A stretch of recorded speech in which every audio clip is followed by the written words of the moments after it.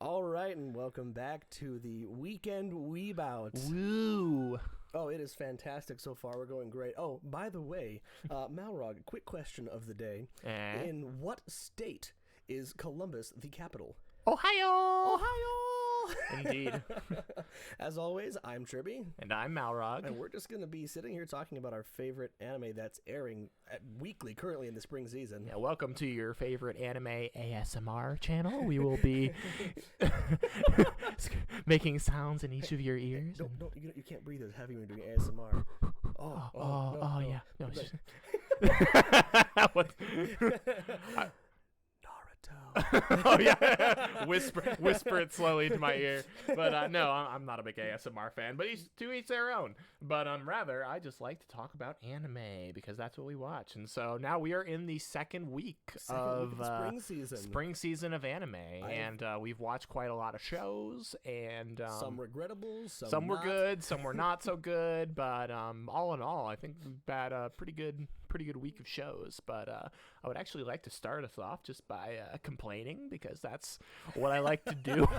And that's what this show is for, just for me to complain about things that I don't like. We complain about what they Weekend do wrong. Cry and be mad at things. But yeah, so on Mondays is when Dororo comes out, which is a show that's carryover from the last season. I really enjoy it. And I have an Amazon Prime subscription, so it's like, it's supposed to come out on Mondays, and then I'll enjoy it. But this Monday, it didn't come out on Monday; it came out on Tuesday, and so we had to watch the episode on Monday on YouTube or whatever. And it was just like, why do I even have this subscription? I want the subscriptions that we have to actually work. I mean, we pay for Amazon Prime, and right now the current only thing that we are watching besides reruns when we feel like it, like Wotakoi or something, is only Dororo. That's the only currently thing we're watching. That's the only currently airing show that Amazon Prime has exclusive rights to. So why would I keep it for this season? I'll just buy it in summer. Yeah. So the least you could do is release it on time. And I mean, I think this was even something where they actually released it in Canada at the right time. So Canadians were watching it on Monday, all hail Canada. But us poor suckers in the US had to wait until Tuesday to watch it. And it was just like, And you wonder why people pirate anime. It's because of stuff like this. It's because sometimes you end up paying for a product, and that product is worse than going to Kiss Anime or whatever. But anyways, yeah. I mean, look back when Hyoka just came out, when me and Adam were getting into it, when it launched, there was literally no other way to watch it. Yeah. He's like, you need to watch this anime. Okay, where can I stream it? And he goes, nowhere. Where can I buy it? Nowhere. Okay, how do I watch it? Torrents.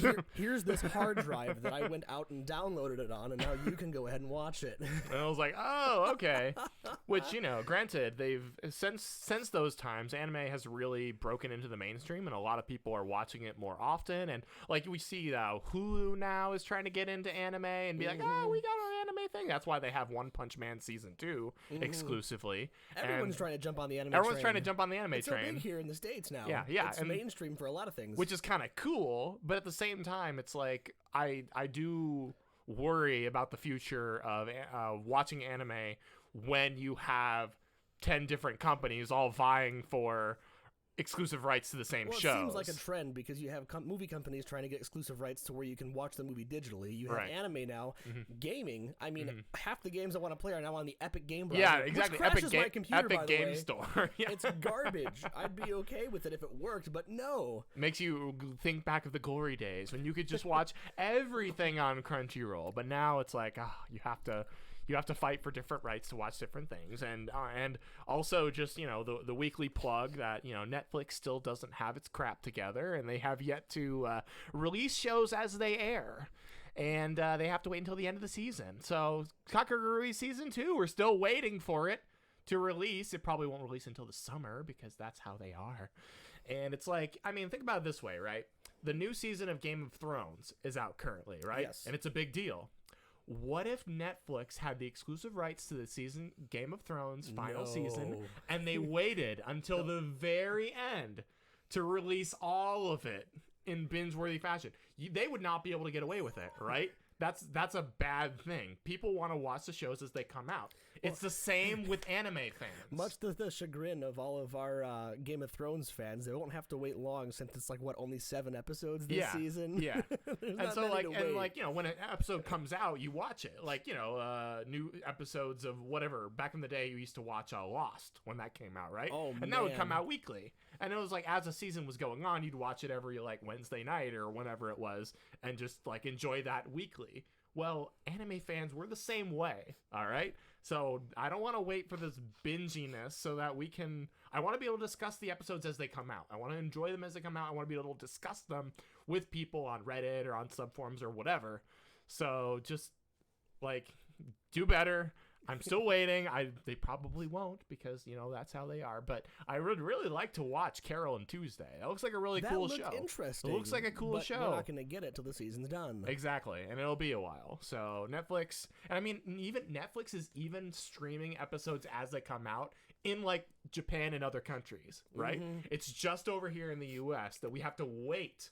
And I don't get that. Is it just because they want to, literally make everybody a binger where they watch all shows? I don't know. I don't know what the rationale behind it is, but it pisses me off. But speaking of Lost, I just kind of want to share. There's a couple people listening on the history of how you and I and Adam became really good friends because I saved your day when it came to the series Lost. Yeah, sure. You can share the story if you want. When we were in high school, we were off at a group event with a couple of friends that were about 15 minutes away in the back roads, and I had driven Malrogg and his brother to the event. We're hanging out there, and then Malrogg's brother looks to me and just goes, "Lost starts in 6 minutes." And they had just kind of moved into the area. They didn't have a VCR set up to record anything. This is a while ago, and I'm just like, I got you guys. And we were flying down side roads in the back countries of Manuka at 70, 80 miles an hour, flying everywhere. We literally pull into the driveway of your house, run through the door, turn the TV on. It was already on the channel. And then it was boom. The title screen popped up right at that moment. You're a madman when it comes to driving. I secured our friendship because I got you home. That was beautiful. Hey, speaking of, Caleb Miles actually invited us to go live in Canada and go watch Okay, so Caleb, just record in the episodes of shows and just send those our way. We'll get him to actually live stream to us when Dododo is playing. There we go. And put it on for us. Although honestly though, there are some negatives. I think there are things you can't watch in Canada. I can't remember exactly what they are, but I know I watch a YouTuber, GR Arcada, Glass Reflection. He's a Canadian and he does a lot of shows and anime and stuff that he watches, and he's complained about various things that you can't see up there in Canada land. So I think you got some good things on us, but I think there's some other things we got down here. But I just wish all of us could just watch the anime when it comes out together and enjoy it. People all around the world can have and love their anime and watch it and enjoy it. And just what would be great though is how YouTube has the live premiere events where you can post a video up and you can watch it live with your fans. It'd be great to have something where it's hey, at this time for everybody is when it premieres, so you're all universally watching a show at the same exact time. Okay, Attack on Titan, when that comes out, all of us watching it together and then online and different chats and hanging out. That'd be super fun. Before we move on out of the complaining about anime, right? When can we get a streaming service for watching anime movies? Because that is the difficult thing. Anime is one thing. We're getting better. It's coming really fast. All these different people want to host it, and then Hulu and Netflix and everybody. We can at least watch it within a couple months. It takes 3 years for a dang anime to come out on Blu-ray or to theaters in the U.S. Yeah, because the new Fate Stay Night Heaven's Feel movies, I want to watch those. Can't watch them here. No, you have to wait a year until you can watch them. I mean, granted, they've been trying to do U.S. theatrical releases for some movies on occasion, but that's just for some movies. It's just on occasion. And a limited time at a show. Limited time, select theaters. It's so limited. The last time we checked, the closest one was 4 to 5 hours away from us, and it was on a Tuesday night or something random. I can't do that. Yeah. Hey, if you're Amazon Prime, hey, listen, Amazon Prime, you want to make some money? Oh boy. Rent out digital copies in high quality of anime movies. Take my money now. Yeah, I will pay you to watch them. Like, just give us like a Redbox, a 24-hour period, right? Let's specify. Yeah. Make it available in the U.S. because we tried watching A Silent Voice, and we could only rent it in the UK version. Yeah, dude. Now we had to set up a VPN to pretend to be UK. Yeah, now they finally released the movie in DVD or Blu-ray, and now we can watch it. But we have to buy it. Versus like when we wanted to watch it, when it had like a little bit after it had come out, it would have been great if we could just rent a digital copy for it. But I would have paid what was it? It was like $2.99 to rent a movie for 24 hours. Yeah, like £3 or whatever. I don't know. We had like a bunch of people over. We all wanted to watch it. I'm like, okay, all of us are here. We could all pitch in 50 cents and get it. So I go on to try to rent it, and it says, sorry, you don't go in the UK. You have to have a UK account with a credit card established at a UK residence. Yeah, I mean, seriously, I would love to watch Mirai no Mirai, the new Mamoru Hosoda movie, but I can't. I would love to watch the what is it? What's that series that you really like? Where it has the guy who's super overpowered with like magic. It's like a Irregular Magic High School. The Irregular Magic High. Yeah, there's a movie. There's a movie of that. There's a movie of that. Yeah, Not gonna be able to watch that for a year. I'd love to watch that, but no. And then also they got the Bunny Girl Senpai movie is gonna be coming out. That's continuing the series. I'd love to watch it when it comes out because then it's almost like a season 2, right? But I can't watch it because it's a movie. So now it'll take forever to come out. I want to know how long it's gonna take for us to get the Violet Evergarden movie because they announced that like 2020 or at the end of this year or something like that. Was that? Yeah, that's January or February of 2020. So next year. It's far out there, but that's like when it's done. Does that mean we're gonna get to watch it on Netflix? Do they have the rights to it again? I don't know. Netflix has had the rights to Violet Evergarden for all of the series and OVAs and everything that's come out. So I would assume so. But when are we gonna get it? Released episodically in Japan on Netflix. Yeah, I know, right? Come on. Okay, so that's my complaint. That's the complaining portion of the evening. So now we'll move on to the complaining about the episodes. The ones that are currently airing. These episodes are awful. This is terrible. One Punch Man 2 looks like crap. Well, actually, I will say that One Punch Man season 2 doesn't look as bad as I was afraid it would look. Yeah, it's clear that it's not as bad. I think it was just what we had was a really early image, but they're still working on it, and the production value could still plummet if they fall behind. Yeah, so it's still up in the air. We watched episode 2. We actually just watched that recently. Like 25 minutes just ago. before this stream to fit that in. But today's episode was actually really good. It had me laugh. I enjoyed it. I loved Speed of Sound Sonic. Yep, Speed of Sound Sonic is awesome. No ball punching this time, though. Yeah, no. Geno's got some upgrades, so that's cool. We got to meet Fubuki, the what is it, Hellish Tornado? Yep. Or no, Hellish Blizzard. That's what it was. She's Blizzard, and then her sister, Takamaki. Whatever her name is the tornado. The tornado. Yeah. But, green hair girl sister, which from the beginning when we were watching, I'm like, she looks like. Wait, did they change her look? Did she grow up a little bit? Like, oh no, I'm her older sister. Oh, it's a sister. Did she grow up a little bit? Yeah. Did you even look at those proportions? Oh man. Of course, obviously, like it's because she was a lolly. I'm like, don't grow up. Please. As it is in anime, of course, the youngest sister is just a completely voluptuous.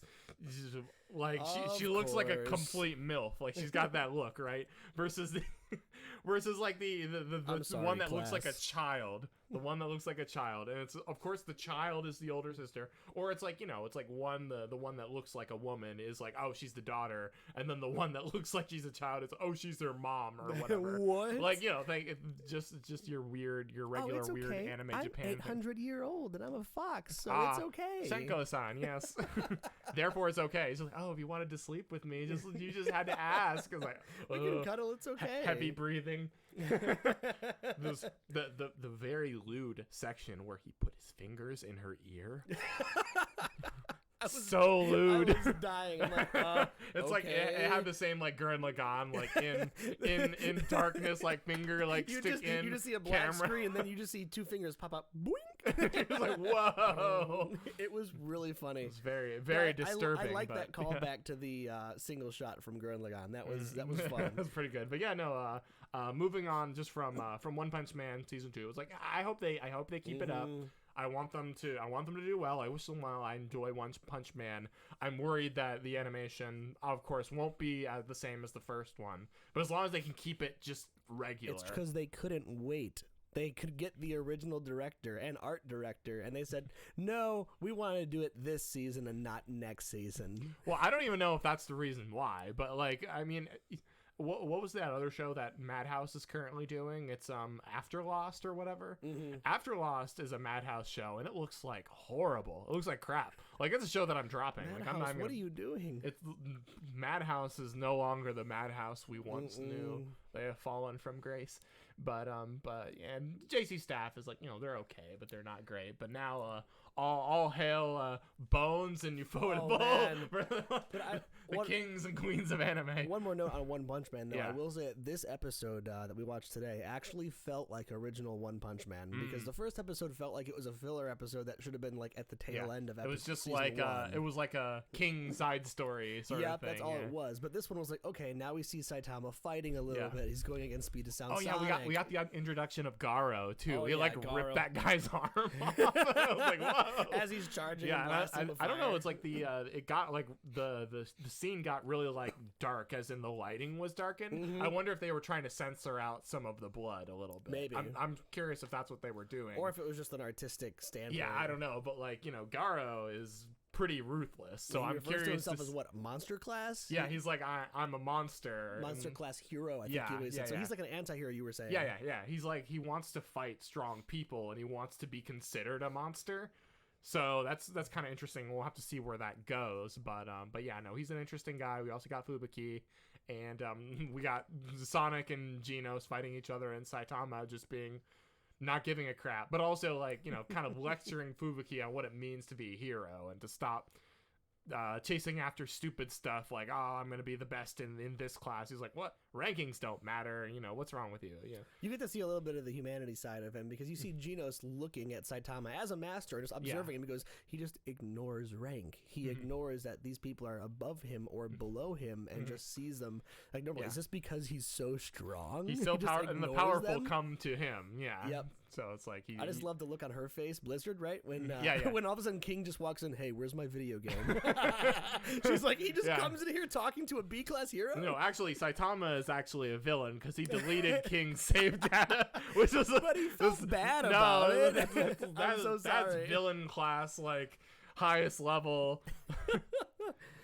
It's not as bad as having a bootleg version of Spyro the Dragon, when you would just beat the entire game and it deletes your save file. Yeah, exactly. It punishes you for That's that. pure evil. That's pretty evil. But yeah. So, anyways, moving on from One Punch Man, we could talk about Senko-san a little bit. Oh, Senko-san. Senko-san is just an adorable little show. I love it. I am a big fan of it. It makes me feel happy all the time, even when they have those lewd undertones, which aren't really lewd. We just make fun of it. It's just pure and fun. But it just I wasn't actually, until you mentioned it on the last weeb-out, I did not stay to the ending to see the whole first person view. I didn't know that. So when you were watching the ending of this season, I'm like, oh yeah, didn't he say it's like a first person view of some kind? I was watching, I'm like, man, this is like Pillow Boys, but for us. It's Pillow Boys. I was so happy. I'm like, I just want to watch this. It's one of those like first person, you're immersed in the show sort of thing. They've done shows like this before, but usually they play towards some kind of fetish. Right? So like you've got the YouTube exclusive. Right, glare at me and show me your panties, or whatever that one was called. It was what was it called? Women glare at you while they show you their panties. Yeah, it was pretty lowbrow, like. And then also, like you mentioned, the Pillow Boys is like another one. They also have, what is it, Annie Tori? It's like that one where like the girls are working out and they're like, join us in workout. Weird. Yeah, that one was super weird. But like they would look at you and be like, oh yes, join me for my workout. We're gonna do 10 push-ups. Let me show you how you do it. They're trying to get weebs fit. Yeah, no, it was like it kind of plays towards those like fetishizing sort of things, but this one, it doesn't really. They just kind of include that in the end. It's just kind of cute. It's not really meant for anything. Yeah, no, I don't feel that coming out of this one, even though it's a similar style. But all in all, I like the show. There's lots of really cutesy, wholesome shows in this season that I'm watching. A lot of the shows that are like high octane, really action intense, like the normal sort of shows I watch, are either carries over from the last season, or there's only a couple of them. So like Demon Slayer and One Punch Man, and once it comes out, Attack on Titan. Those will be our like action sequences. Those will be like the only. Those will be like the only real series that I watch that are like action heavy. It's a very chill kind of slice of life season. It's very tame, yeah. It's very tame. But also, I mean, compared to last season, which was phenomenal, I totally understand it not being like as high level. But there's a lot of like really short form shows that are only like 5 to 10 minutes long that are like really just quick and easy, that are just just cute. So going back to Senko-san though, really quick before we move on from that, do you feel that they're going to have at any point an actual story develop? Because we know that the whole point of her is to come down and get like the darkness that's like looming above him that can cause humanity to fail. She's trying to get rid of that. But so far, 2 episodes in, it seems like it's just episodic. Like every day is just a different way that she helps him get through his life. A little bit. I mean, I think that he has that neighbor that sometimes appears.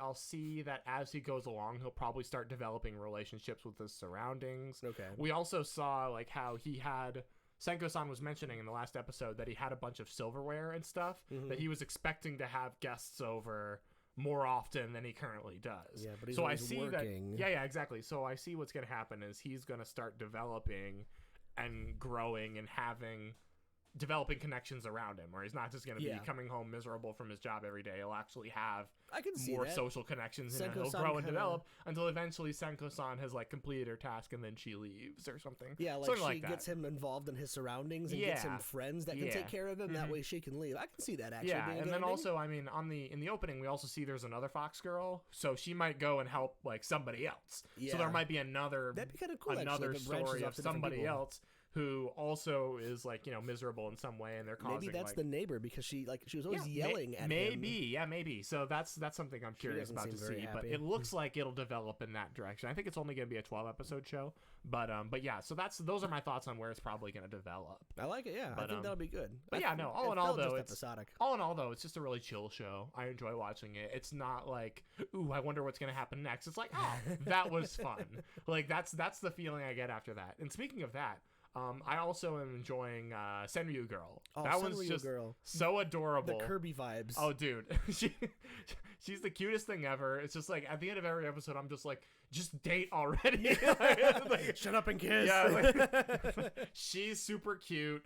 He's like, looks cute. Intimidating, but he's a good guy, and he's a sweetheart on the inside. And it's just like, and she really likes him, even though he's like scary to other people. I was cracking up when he put the bunny ears on, turns around, and he's like, hey. Has this evil look about him. Yeah, like the stupid like rabbit thing. It's supposed to be like a Mickey Mouse sort of like mascot. What was his name? It was really weird. It was like something rabbit. Nacky Rabbit. Yeah, Nacky Rabbit. Instead of Mickey Mouse, it's Nacky Rabbit. Nacky Rabbit, yeah. And he even has like the red overalls, so it's like, oh, he's definitely Mickey Mouse, right? And then he's like going on, like, I'm gonna kiss you, and he does this little touch his nose to your nose sort of thing. He does it to the guy. Stole his and he's first like, kiss. And so then he's like licking his shoes, like, oh no. He makes the evil face at the poor Neko Rabbit. And he's like, wow, these mascots are great. They even lick your shoes for you. And then of course, what's the name of the girl? I don't know her name. Yeah, I'm forgetting her name too. But she was like all mad. She was like, somebody else took your first kiss, so we're gonna have to share this like this bottle, this cup.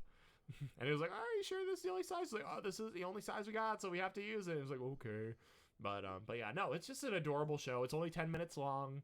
I really like the art style. It's very cute. It's another one of those really cute shows. Nanako, that's it. Yeah, Nanako and then Buji. Like, I call him Buji for short, but it's like Busujima. Yeah. I think he goes by Eiji. Like, it's like E-I-J-I. Yeah, but no, Nanako is the cutest thing ever. Oh my gosh. So freaking cute. She has like her mouth open and smiles with her mouth open. It's like, you coined it day one, Kirby energy. I know, dude. It's like, I also really like her dad. Her dad is always just crying at everything. And then the son is like, Mom, Dad's doing that thing again. And he's just like, my daughter's growing up and going to a park with a boy. I never thought this day would come. Well, in the first episode, I think it was the second, when she goes on a diet, he like puts the paper down.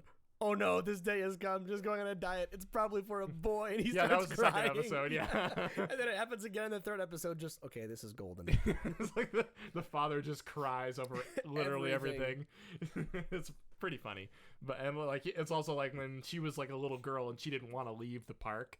Like the father was also like sad. He's like, oh, he doesn't want to leave the park either. Well, it was what was it called? It flashed back to her childhood, and she's sitting there, and she just goes, "My shoelace is broke. I can't leave." And then mom comes over, and he goes, "No, you're gonna have to leave anyways. Otherwise, you're gonna be stuck here forever, like your father." It zooms out, and he's crying, stuck there as well, just standing in place. But I really do like this show, and I think the reason why a lot of the instruments they use for the background music has the Hyoka vibes for me, and of course that's always gonna have a special place in my heart. So this is I like this anime so far. Yeah, no, it's nice, it's cute.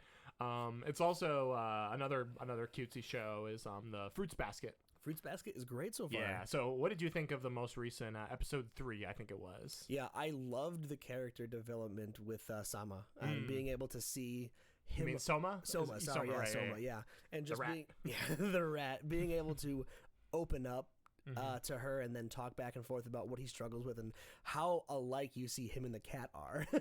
They're like the same person as far as like they both are jealous of each other, and her trying to find the happy medium for both to show them, hey, you guys are both the same. Yeah, Toru is freaking adorable she is as beautiful. well. She's so cute.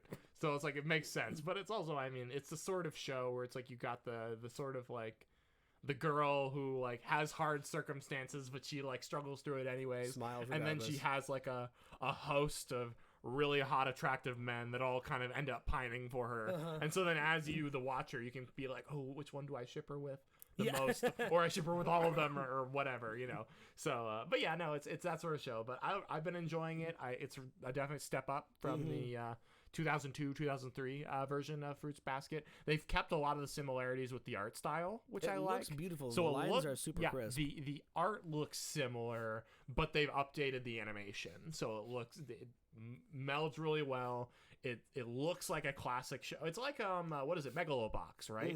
It looks like an older show, anime, but the animation is crisp. I really like that because it also gives me that sort of nostalgia vibe for the shows I used to watch when I was younger. I know. So it's like it's really nice. I enjoy it. I think it's really good. So anybody who has even seen the original and maybe wants to rewatch it or even just from my perspective, I've never seen the original. Or yeah, if you've never seen it at now. all and you just want to like, you know, enjoy this sort of like this romantic slice of life-esque like kind of show, then that might be something to definitely check out. And yeah, I've been enjoying it as it comes out each week. I haven't been bored so far, which is great because every episode feels like it has a little bit more development of characters. And now we found what do we think the German boy is? Do we know what his animal is? Let's see. He might be the boar. He might be. Or no, it's the boar. The new one. The girl that was hiding behind the tree at the end of the last episode. No, all the animals are guys. Oh, they are? They can't be hugged. Okay. Yeah, every single they can't be hugged by somebody of the opposite gender, and they all are portrayed as boys. Right. Okay. And the girl, I think she was at the very end. She was one of the school classmates that was liking Rio, the cat. I can't remember his name. But she goes, "Does he live here?" And so, like, you know, which is a great ending to that episode because he was talking about how, you know, he just doesn't get along with people. Yeah, I'm going to try and open up more. Yep, and now a girl is coming to see him. Yeah. So, but yeah, no, Fruits Basket is good. Another show that I watched, I don't think you've been watching it, but Isekai Quartet. I watched the first episode. Yeah. The most recent, it's only like a 10-minute long show. It's another short form one, but it's like if you've seen Overlord, ReZero, Tanya the Evil, and Konosuba, it's those four just mashed together. And it's like, what if we have all these characters just interact with each other? So in this one, you had everyone like, you know, they gave their introductions or whatever, and then after school, Aqua tried to exorcise Ainz, which was really funny. So where are we at in the episodes now? I think we got like 2 of them. Yeah, this is just the second episode. So the first episode, we only had Overlord and Konosuba. Nobody else had come in yet. Well, no, we had Overlord and Konosuba. We saw them enter this high school. Yeah. By pushing the button or whatever. Tanya and the ReZero were both already there. They were already there? They were already there. Like, I mean, Tanya was already there, and then we saw, like, from Tanya's perspective, her going into the school and, like, how she was, like, you know, testing out equipment, and it was like, push the button. She's like, there's 2 buttons. She pushes both of them. I only watched half of this because I don't remember any of this. Oh, the one where she's testing the crystal? Yeah, no, I didn't. All I saw was Overlord and Konosuba characters. I did not see anyone after that. Oh, okay. Well, they're later in the second half of that makes sense. first I must have missed episode. it. You only watched probably the first 5 minutes. But Lost yeah, my so like Aqua, who's a goddess, and like, tries to just purification. So she tries to purify Ainz, and she's just like casts a regular like turn undead spell. And he's like, oh, that's just a regular spell. And then he gets zapped. He's like, he's like, oh my gosh. He's like, how did this girl? She's ridiculously powerful. How did that like actually hurt me?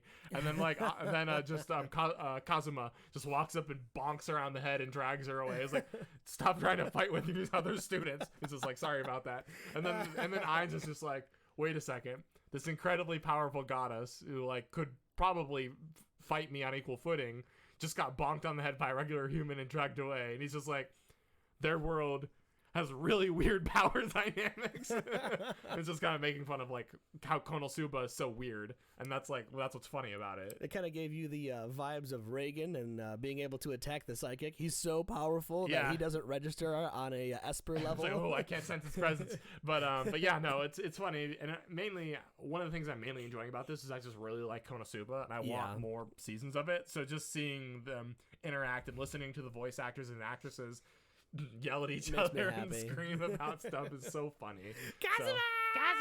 Kazuma des. So it's like it's been enjoyable in that sense primarily, but yeah, it is what it is. Well, maybe I'll finally finish the first episode, move on to the next, because I do like Tanya the Evil and Konosuba, so I'll have to get a little bit more. Did you finish Tanya? Yeah, I did, actually. You did? Okay, yeah. It was a while in the making. I think I watched the first 6 when it started airing, because I remember doing the review on that with you, like, years ago. Yeah. And then I think it was a couple months ago that I actually finished it, because Speedmaster was like, you have to finish it. It's great. And then I watched it in dub, and he was angry. Yep. But yeah, no, the dub of that's pretty good. But the last like real cutesy show of the season that we watched for this week was Hitori Bochi.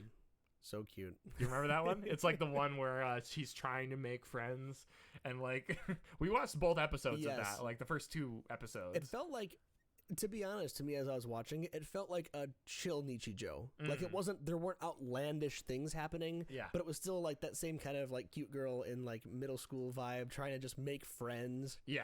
So for those of you that haven't actually watched it, the kind of premise is that she's going to a new school, and her best friend said, you know what, I need you to make new friends because you're antisocial, you'll never make new friends. So to help you, I'm not going to be your friend until you befriend everyone in your new class. So she's on this journey, gets stuck in the first class with 29 students. And she's like a crazy introvert with like social anxiety. So it's like... So she's forced to make friends, otherwise she'll lose her one friend. Exactly. And so it's her journey to make friends despite her like serious social issues. So it's been cute because we have the character development of the friends realizing that they think she's only trying to be friends with them so she can get her friend back. But through the course of the story so far, we're seeing she's genuinely becoming friends with these people. Yeah, and she first befriends the one that looks like the delinquent girl with the blonde hair or whatever, who actually turns out to be like a decent girl and a decent friend. So like and they're gonna start making new friends with all the other characters and that whole thing. Let's be honest, this show only exists so that weebs like us can take notes on how to make friends. I'll have I have lots of friends. Where are they? It looks like there's only 2 of us. I see only one person in front of me. That's all the friends I need. I only have one friend. All my other friends are 2D. 3D is overrated. Your 2D harem. Yes, my 2D harem. 2D friends are the best. Yes. So those are all the cutesy shows. Let's move on to the some of the other shows we checked out. So let's first hit Sarazanmai. Sarazanmai. Okay. I am sold still. I'm a full seasoner. I will watch this whole thing. Like, it was too outlandish to pass up. This show is crazy It's nuts. and awesome, and the animation is amazing. Yep. And there's still so much butt stuff going on.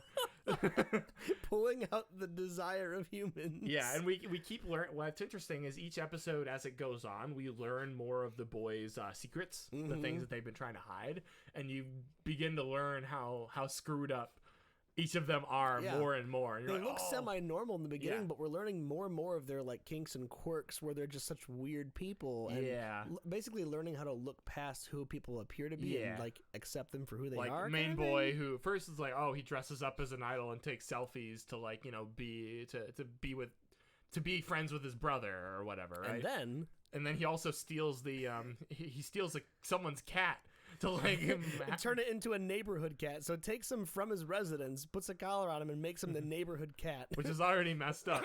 And then the end of this last episode, scene. We saw one of the boys actually kiss the other boy while they were asleep, and I was like, there's a secret because he there. passed out dressed as the pop idol, so he appears to be the woman. So we still don't know what's happening, but I think the boy knows. There was a romantic-esque interaction there, so it's like, there's more secrets to be unveiled, and it's interesting to see like what their secrets are, and then also we saw a little bit of how the monsters they're fighting are being made by these two like cops, right? They're exacerbating the desires of certain individuals and turning them into these like desire zombies. They're amplifying them. Like they see, okay, you have this desire. Like this episode 2 was the guy whose girlfriend dumped him, and like she really likes cats, and so he's trying to be like a cat. He was killing cats and taking their fur to like cover himself and become a cat, and that was his great secret. That's why he was a cat killer. So they targeted him and then like amplified his desires, and so he became one of those Sayazanmai zombies or whatever. So it's like it's interesting because we're learning the two different sides. And we're figuring out like, okay, who's the good guy and the bad guy here, but at the same time it's like it's kind of ambiguous a little bit because it's like they're exacerbating their desires. Is that a good thing or a bad thing? Those desires they already have, and then also the ones that like they're stealing their desires. Is that a good thing or a bad thing? And they're also like, we're doing this so we can get wishes. And so like, is it? Because they established this now, where you get like if you finish the quests, you actually get wishes. So now they have a desire to complete them and continue doing so. Right, exactly. So then they can get their wishes granted. And what did he waste their first wish on? What was it? A giant like a year's supply of cucumber sushi. Yeah. So I was like, okay, well, we need to do better with that. But yeah, no, it's a very interesting show. Very, very weird. Super artsy, and I'm excited for more as it continues to come out. I get Paprika vibes from it. We wanted to rewatch Paprika after watching the episode. Like, let's rewatch some Paprika, some good old movies like that. So. But after episode 2, I'm kind of glued in now. I want to see where it goes because now I want to know. Before it was like, this is wonky and weird. Yeah, and this is an episode I look forward to every week. Like some of the other episodes, it's like, I'll watch it whenever. I'll enjoy it whenever it comes out, and I won't make a big deal out of it. But for this one, it's like I want to watch it on Thursday nights when it comes out. Thursday nights, get in there, let's watch it. No, so that's exciting. We also tried a new show this time around. Is a little bit of a lewd show. It's called Why the Hell Are You Here, Sensei? This show. Yeah, okay. So I mean, for the sake of audience watching the show, all the naughty bits are covered with blackboards. So there's censorship out the wazoo, but they're basically trying to convince you, like, once you just buy the Blu-rays once this comes out if you want all solid of the pass exposure on this. But yeah, it's like stupid lewdness basically. Yeah, it's actually hilarious. I think we find entertainment in just how dumb it is. Like it's just like this is so trope. Like for anime. My sensei is here in the laundromat and all her clothes are dripping wet because it's like because it was raining outside. Oh no, and I can kind of see through, and I'm looking away. And then she's like, I need to get this thing on a high up place, so I'm gonna sit on your shoulders. And if you look up, you can see some of that under boob, and it's that whole thing. Total it's trash. It's gonna be ridiculous. I think they're just gonna try and make it even more and more ridiculous. Well, because there's like 4 different teachers and 4 different students. Yeah, there's gonna be more senseis and more students, and they'll match up with different in different ways. So I think there's like another one where like the teacher's like really small, like kind of like a lolly, and then she's interested in a student who's like this big, giant, burly, manly man. So it's like you got the little girl and the big guy sort of trope versus this one where it's like the kind of average looking guy, and then there's a very like very aggressive like they call her lady the who's demon of the high school. yeah, or whatever. she's like she's a demon, but like she actually has a little bit of a soft side, and where she like wants to get married and have a family and be a mother, and like that whole thing. Looks over at him and goes, "Oh, you fit all of the criteria that I have for." She's like, but I can't because you're my student. It's just like, oh my gosh. Oh, there's this. What the heck? But it was yeah. it was garbage, but I still laughed the entire time. Entertaining trash. But yeah, that's your trash for the week. It's basically that kind show. Kind of like Trump tweets. That's just entertaining trash. Love it. Believe me. No one makes lewd shows better than me. Believe me. No one makes dude senseis better than I do. Believe me. Last but not least, Demon Slayer. I really enjoyed this week's episode. Demon Slayer, I think, is in my opinion, is one of the better quality shows that's currently coming out this season. That at least started this season, right? It's done by Studio Ufotable. It definitely looks a lot like a Fate Zero, Fate Stay Night kind of treatment with like has dynamic camera angles. The action scenes are very like well done, very dynamic. They're very consistent too, because their lines and their artwork, like they have this like weird jagged eye look. It's not completely round, but they've been consistent with every frame. Yeah, and like you can definitely see, like as you watch it, you can see areas where they've taken some shortcuts on the animation. So like he kicks him off the cliff and he falls into the water, and it's just like woo, just like a PowerPoint kind of fall or whatever. And it's like, okay, they didn't really like super animate that as you could have, but like the things that are like more comedic effect or kind of like funny, or it's like now do that swing 500 more times, and it's like turns into like black and white or whatever. It was reminiscent of the chibi moments in Full Metal Alchemist. Where like, why'd you call me so small that Pipsqueak you can summon me as an ant? Like it kind of had that vibe where it was trying to add joy through the wonky animation. Yeah, no, and you can like it reminded me a lot of the shortcuts they took in say Your Lie in April. Okay, right? Because there are some intense action animation scenes where like the actual music in like the playing of the piano, playing of the violin is like really high quality and very intense, but then they have their like silly chibi like moments, and they're like not very high quality drawing. Like the drawing is very low quality as compared to the rest of the show. So you can see like they took some shortcuts here, but they made up for it by having like really good action scenes. So I'm very impressed by how they're able to basically kind of conserve their time and their energy in ways that doesn't detract from the show overall. It had a nostalgia factor, I think, because even though it's a brand new show, like the animation cuts made it feel like it was a classic anime where they put a lot of effort into these action scenes and then cut corners elsewhere where they can for comedic effect. Right. So again, it felt very reminiscent of older animes, and I like that feeling to me. It feels like old, like an old friend that I just met.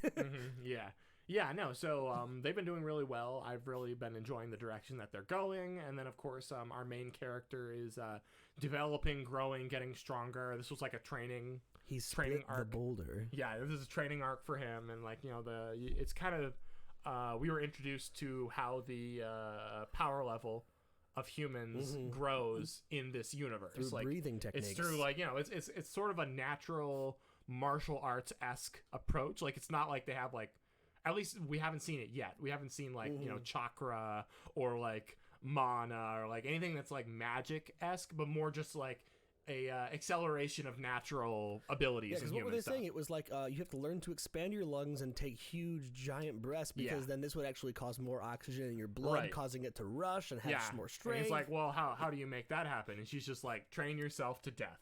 Basically you train like crazy and then just develop your own natural abilities to become almost these sort of superhuman-esque figures. And we're still unsure if the girl and the guy that were training him were some kind of a spirit that came along and helped him, because his master said, I'm done training you. Right. The rest is on you. And then those people come and help him and then just disappear in the fog. Yeah, I mean, like the very end of the last episode was interesting because like he swung his sword at the dude with the Vox mask, and then like he sees that in actuality he had split the boulder. So did he like swing and slash at like a phantom, or like did he just move out of the way really really fast to make it so that he sliced the boulder. We're not 100% sure, but yeah. So that's sort of speculation. I'm gonna call it right now as far as speculation and see if it ends up coming true. Just so I can be the first to say it. I think they're like the spirit children of the trainer. Because remember when we first dropped him off, the other guy had said, "Here's another one for you to train. He can possibly be your replacement." So maybe these were people that he adopted as kids to train, but they failed in the process. Maybe they died in battle against demons, and then in spirit form came to train their next person. Yeah. And I'm like, maybe that's it, because like he splits the mask, doesn't slice his face off, then disappears, and then boom, boulder split in half. Yeah. So that's sort of ambiguous, but I'm still interested to see where they go with in the opening we see like their sword. His sword has like water powers or something like that, something with like a water dragon. So there might still be some like chakra-esque magic system involved in this universe, but we haven't been revealed to it yet. And it might be like if his scent. Yeah. Or if these are in fact spirits of some kind, might they give power or imbue power into like say a sword or something like that. We don't know yet. This is a reimagining of the Force. Demon slayers in the past become spirits and help the current demon slayers with their energy. Oh my gosh. Strike me down, I'll become more powerful. Exactly. Indeed. Yes. So the Force was helping him split the boulder. Confirmed. Right. But yeah, so we'll have to see where it goes, but all in all I'm really enjoying the series. It's a really good series. Yep. It looks fantastic. The music is really, really good. It's on I think point. it's Yuki Kajira, I think, is doing the music for it, and she always does an excellent job with her music. So, yeah, super exciting. Yeah, it's a good replacement for some of the action we lost from last season. That was just really fun because Mob Psycho was kind of oh man, nothing can replace it. Mob Psycho was I'm so good. enjoying Demon Slayer so far. Yeah. Oh, one more thing before I also want to talk a little bit about Shield Hero. Yeah. I mean, like, we my did favorite anime. Yeah, we talked a little bit about Dororo. We can talk maybe a bit more about that. But Shield Hero, I really liked this episode. It was more of a Raftalia development episode. What did you think about the development for her in this thing? There was a lot of like her backstory, how she was tortured as a child, like, and how she was treated, how she became the slave that Naofumi then buys. Yep, I loved it. I loved how there was a bit of character development on Naofumi's side too, because if you remember back when she was running forward to go attack him and he was like whipping her and everything else, he held back Philo and Melty to kind of like stop them from stopping Raftalia. He goes, no, let's see how far she goes, and if I have to, I'll intervene. And he did at some point have to intervene and kind of hold her back for a moment, and then she regained her composure and showed, I am the better person here. I loved it. I love how that kind of showed that not only is Naofumi dependent on Raftalia, it's showing that Raftalia is even now dependent on Naofumi, and I just love that interaction between the two of them. Yeah, I also really liked when the bad guy was holding Melty hostage. He puts the air shield between them to knock him off from. Grand. That was like I really like stuff like that because it's like. It reminds me of a Dungeons and Dragons like creative usage, like Goblin Slayer, right? Yes. Creative usage of your skills to get to a desired result. You don't use imagination is your greatest weapon. Yeah, like he uses his shield as a platform to jump off of, he used it as a barrier to knock away the man who was threatening almost her. never used it to defend from anything. Yeah, He's used it to jump off of. Sometimes on occasion he'll bring it out to defend, but he uses it for a lot of other stuff, and I really like that. Now, and I want more abilities. Yeah, I want to know more about his abilities. And he's used the same ones over and over. I'm like, he has hundreds. Yeah, he has so many, and like we get like glimpses of them, but we don't get to explore them. And I wish we could, but I don't think they're going to. I think they're going. Excuse me. I think they're going to focus more on the struggle, the journey, like the social interactions he has, because the king and shoot, what's her name? The Melty? No, not Melty. The other one, Miney. Miney, the bad girl, yeah. Mine, yeah. So his interactions with them, like as his antagonists, and like how they hate him so much, but he has to work harder than anyone else, and that whole thing. I think they're gonna focus on that versus the video game leveling, like his skills aspect, Yeah. which I would like more of. I really like that kind of stuff. I think it's cool, but you know, it's I think we'll only get some of it. We'll get some previews here and there. We get things like his ultimate Iron Maiden technique and things like that. We'll see more of those. We'll probably see more of those, or like, you know, his when he gets things like the Dragon's Core and whatever, how it'll develop into some kind of special skill that he can use. Maybe we'll get more out of the Cursed Shield as well. Or like when they get their class upgrades in the next town, hopefully we'll see some like boost of power. Yeah, and we see things like, you know, Philo can use wind. Raftalia has was it light and darkness or illusion magic? Something like that, so she can like go invisible and I think she has like, they thought she was special because she had light and dark magic abilities, and Philo had wind, wind and sun. I think it was something like that. Yeah. Now, what did you think about the fact of showing the progression of Raftalia as far as meeting the slaves? Like, when she was downstairs seeing all the bodies, and she saw the body of her best friend, it's like, oh, this is so sad. But then you show a comparison of Raftalia next to a friend who was the same age as her, and then you see her stand next to him. You're not Raftalia, you're a big lady.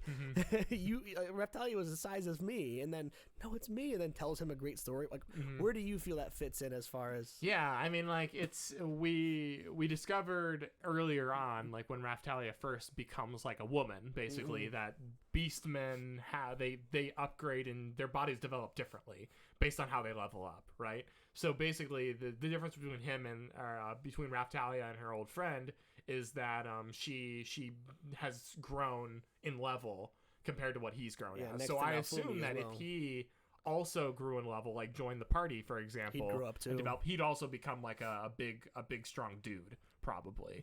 But yeah, so that's kind of what it looked like, and it was kind of interesting because I guess it's supposed to be established fact that that's how it works for these like demi-humans or whatever, but he seemed surprised by it. Yeah, almost like he wasn't. He was like, oh, you know, well, like it was a weird thing. Like, is it foreign to them? Don't they know that that's how it works? Or I think they actually established that in the first few episodes when they were going through it with Raftalia. They said, you know, why are you going this way? And she goes, well, it's because I'm in the party with you. I'm growing experience at an accelerated rate because of him. Maybe it's just in association with the Shield Heroes. Okay, that would make more sense. The heroes, because also Philo did the same thing. She grew abnormally fast, right, and like became this like. What's it called? The God tier foul that they all love the heavenly foul. The heavenly foul. Yeah. But it happened really quickly. And that was also because she shared XP. It's Pokemon hacks all over again. Yeah. But at the same time, like, Raftalia explained that demi-humans were, they were systematically and racially, like, targeted, and, like, they were treated as slaves, and they were hated because of that ability. So it almost, like, I feel like they, other than just with the heroes, they also kind of do that. At least that's the implication that I got. But at least from up till now, the only evidence that's shown is that they grow only like this when they're in association with the heroes. And it could be both. It could be the fact that that's how they grow, but it's a longer process. They literally like basically level up versus grow up, and the process has been expedited due to growing XP with the hero. It's just being, when you're in the presence of the hero, it's like 10 times the normal rate, which basically. Makes me sad, because what if Miney, what if she's leveling up because of the heroes nearby as well? So she's getting the XP. I don't think that works with humans though. Like, not with humans. No. Like, and that's why it's like that's why humans don't like the demi-humans. They don't like demi-humans because demi-humans can specifically grow at a fast rate, and also like there's a prejudice that the shield hero associates a lot more with demi-humans than regularly, so then that also might play into the prejudice against the shield hero versus the other heroes, at least in the specific nation that they're summoned into, which is like a sovereign human sort of nation, versus some of the other nations which we're trying to head to, and like, you know, that have like that are more like either they're beast nations, or they have like a larger association of the different races and stuff like that. But yeah, no, it was a good development thing for Raftalia. I enjoyed it. I want more skills out of Nafumi, but you know, we'll get what we get, and what we got at the end is the giant CGI dinosaur. So T-Rex. We'll have to see how that goes. I mean, like, you know, in Shield Hero, they've been implementing a lot of CGI with relation to like the various monsters they fight. If you remember fighting the dragon, like zombie dragon, that was all CGI as well. Yeah. But it wasn't terrible because the frame rate was high enough that it was like, okay, I'll pass. Yeah, and I'll I mean, pass like, it. if it's a monster versus, like, a human, the differentiation between them makes it a little less jarring, but it was still kind of like, oh, a giant CGI beast to fight, you know, it is what it is. So now, what the heck is the point of the mana sword? Because she has stabbed 2 people through the chest now from behind. I don't even know. And nothing has happened. Like he just kind of falls limp on the ground, but then he still jumped out the window and was able to summon the giant like dinosaur. So it's like, yeah, what does her sword even do? Does it like sap any mana somebody might have? Because I mean, don't forget, like she did stab Miney, who then lost the concentration. Yeah. And then lost all magic and couldn't cast anymore. Yeah, it might just be a mana burn sword or something like that. Why stab somebody with it? Yeah, specifically just removes your ability to like you use your mana or something like that. Yeah, but maybe that's what it is. But it would probably be more effective against like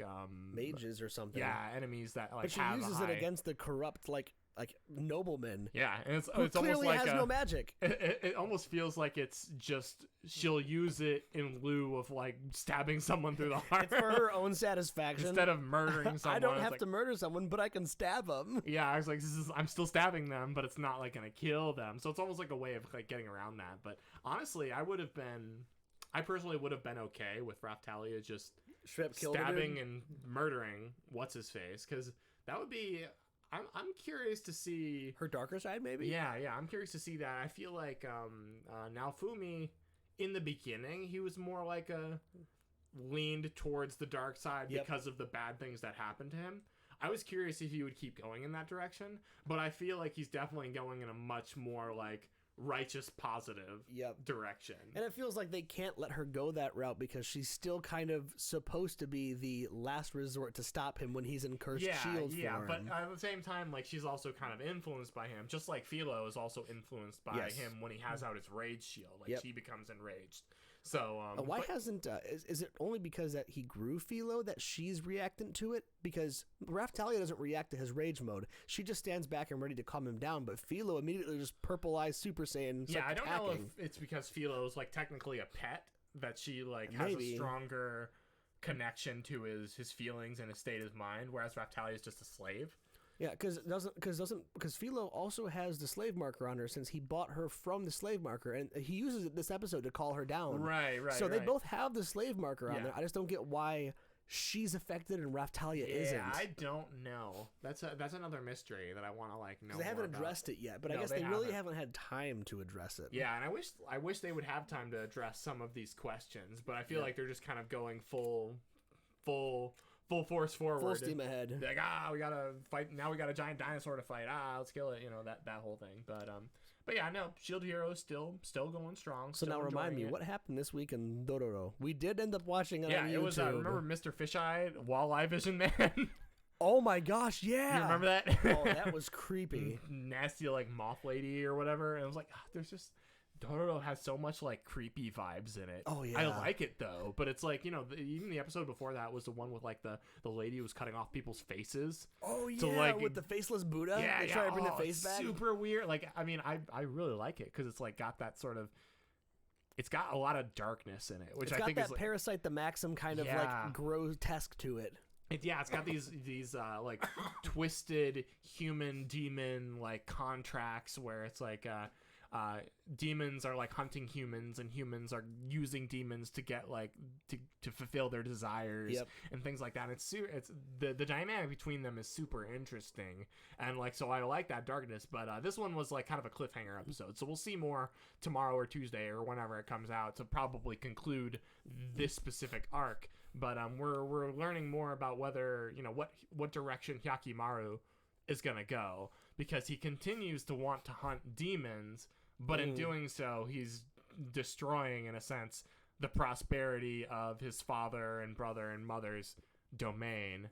But he continues to want to go. He's single-mindedly wants his body back. Wants to hunt demons. So I like how we've always had the morally gray area for Hyakimaru, trying to figure that out. I like how they introduced one to Dororo as well. Right. The fact that he has, she has a map on the back of her. that leads to like wealth apparently. Yeah, that like treasure or something. her dad like stashed aside a huge amount of wealth to help the whole land. Yeah. So now she's gonna have to go through the aspect of, do I take this and run? Do I take this and build my own society to help out? Yeah. I kind of want to see. Or do we go for this treasure, end our hunt, and just live our lives content with what we have? Or are we going to continue on our quest to hunt and slay and destroy demons, and in a sense, like, right the wrongs that's been done to Hyakimaru as well as to her? Because, like, you know, her father and mother were both killed and suffered at the hands of like samurai. Right, and like I think I could see her having an arc with remember that one samurai that betrays them? Yeah. Betrays the father, and like even as like he's the one there when like handing out the food. Soup, yeah. That soup episode. Like, oh my gosh, that was some crazy. She's like holding it in her hands, just burning her. Soup. Like, oh my gosh. Dororo. Yeah, that tugged Dororo the does heartstring so right there. much that it's like, oh my gosh, it melts your heart with so much of the things that it does, and that's why I really enjoy it, and that's why I want to watch it when it comes out on Monday. You know, when it's supposed Amazon to be here, Prime, and we're all back to the beginning to complain again. But no, Dororo this week was interesting. It was the Mr. Walleye man who apparently has made some kind of contract with a demon. And like I guess he like to feed loves her children or something like that. Yeah. I'm curious to see what the connection between that and like the ghosts in that burned down town. Remember there's like the nun that like points to things, points to the oil, and like she disappears, and then also there's like that the weird Miyazaki ghost, the fat little orphan thing that like kept hugging and following the giant Dororo. baby. Yeah, the giant baby is like, Mama. Dororo's like, get away. I have a feeling annoying monster thing. I have a feeling that Endgame Hyakimaru is going to end up taking back his entire body, but then Dororo is going to counteract it by using the wealth to have like imports of other things and help the country still survive. I kind of think that element's been thrown in for that. And again, this is from somebody who never read the manga or like the original anime, so I don't know what happens, and I'm excited that I don't know because it's exciting every week. Yeah, and I do like the callbacks to old Japanese folklore, and that even though it's like episodic and like it's different scenarios where it's like different humans and different demons have made like contracts and stuff with each other, you still get to see like the different shades of struggle of people just trying to live in like, you know, whether it's in a war-torn land or like, you know, how they try and survive, you know, background to the various characters, and it's just a very grim, dark, horrible world that everyone's just trying to survive in. So I'm curious to see where things go, and I'm really engaged and invested in Hyakimaru and Dororo's journey. Yeah, I know that you just love seeing not just lore, but the history and how the world or the economy and stuff like that works. And I love that the episodes that apparently, like when compared to the previous anime and the manga, they didn't show as much of Daigo Valley and Hyakimaru's brother. So I was watching other videos on YouTube of people talking about this, and it was great to kind of understand, like, we get what you like because they don't really follow any of his brother. It's really only following Dororo and Hyakimaru. So getting to see that, we get to see more of what's happening in the world. It's helping this morally gray decision of should he kill him or shouldn't he, which is different. Like in the manga, Hyakimaru's dad is actually more benevolent. They make him like no, sorry, not more benevolent. In the anime, he's benevolent. In the manga, he's a strict tyrant who doesn't care. Kills his firstborn for the wealth and riches for himself, and then it just happens to trickle down to everybody else. He's just bad and evil. Versus in this knockoff gray, where it's more like he's not just doing it for himself; he's doing it for the prosperity of his entire country. He always says his country. He never says it's for me and my family. No, no, this is for my country. Right. So I like that they added that to this. Yeah, and then it also adds to his younger brother, who then agrees with his father and joins him, and he's like, even though he learns like the whole secret, he's like, hey, listen, you know, this isn't just, and like, you know, we already know that he was like basically kind of a good kid because he had that entire episode where he was trying to help that like sea village fight off that crab thing. The demon, and so it's like he's courageous. He like, you know, wants to do good. Cares for his people. Yeah, he cares for his people, and so then because of that, he also sees the need and how the prosperity they have is fleeting, and he wants to do whatever he can to maintain it, even at the cost of losing his brother, his long lost brother, who's sacrificed things for the sake of that of that country. So that goes to show how much he is his father's son, though, because he's been like the entire time we've seen anything with his brother, we've seen him just like, what are they hiding from me? Why is mom this way? Why does she have that headless Buddha? Like he's fixated on figuring out what the secret is.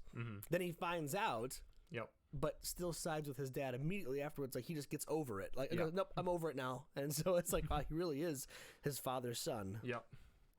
But so, yeah, no, exciting. Dororo's awesome, and I'm enjoying it as it continues. So those are the Dororo, Shield Hero, or the continuations from last season, and then Demon Slayer, One Punch Man, like, and then once it comes out on the 29th, Attack on Titan Season 3 Part 2 will be another like kind of intense like thrill ride. So the weekend weeb-out next week is just going to be us talking about how excited we are for the day after, which will be Attack on Titan. I can't wait until Attack on Titan the rest of the last season comes out. We've been wanting to see what happens. Oh well, I'm not looking forward to seeing what happens because I've already read the manga. Yeah, I know but I know what's coming, and it's gonna be glorious.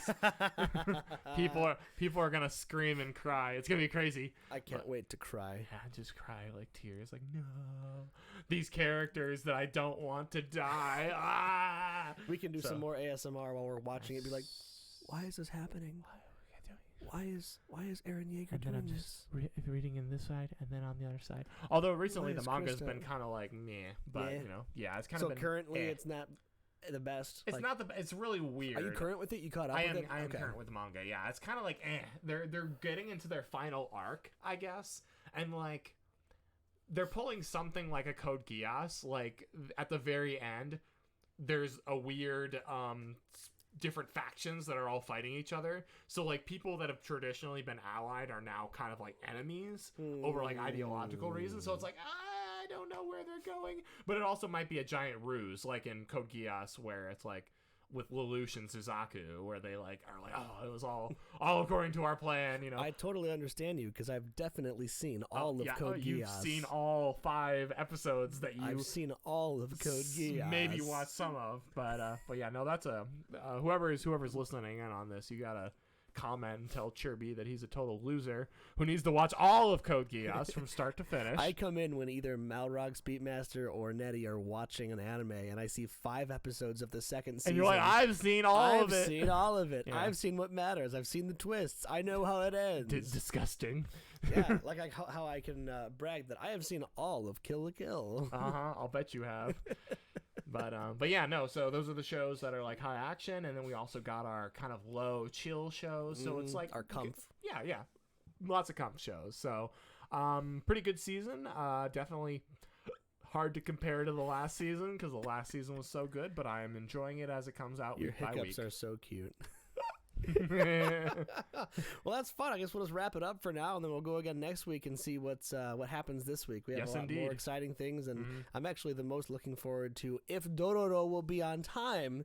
If it's not, you'll hear from us again next week. Yeah, our beginning like complaint section where we just rail on Netflix and Amazon Prime for their slowness when it comes to uploading stuff. We'll just yell at them again, but yeah, no, thanks all for joining, and I've been Malrogg, and you are Cherbie. Yeah, Cherbie. Thanks for joining us for Weekend weeb-out. Yeah, and we will see you guys next time. Bye. Bye.